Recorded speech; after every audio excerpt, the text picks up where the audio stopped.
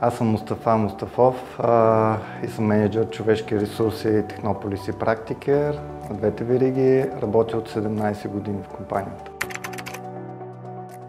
Започнах работа в Технополис през едно лято, търсейки първата си работа. Попадайки тук, видях, че това е средата и колегите, които ме правят щастлив.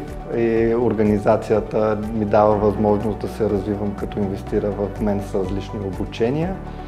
17 години вече тук, с 9 различни роли и с нетърпение очаквам следващите предизвикателства.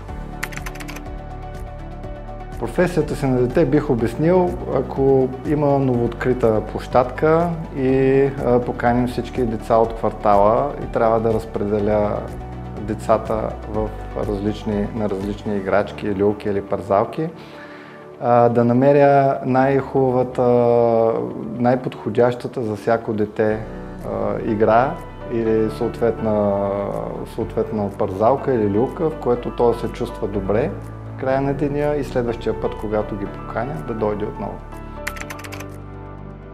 Нашите хора са инициативни и отговорни. Те са хора, които се вълнуват от новото, търсят новото, не ги притеснява промяната.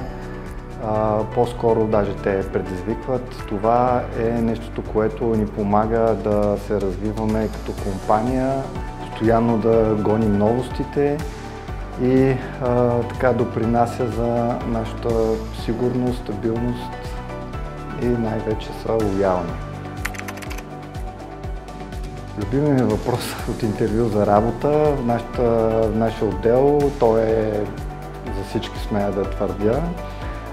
Имаме индивидуален подход към всеки явил се на интервю и обичаме да задаваме въпроса: ако можеш да се опишеш с 3 думи, кои биха били те и с какво те отличават? Ако можех да имам супер сила в професията си, тя би била да виждам в бъдещето. Да виждам бъдещето на това как се развива бизнеса.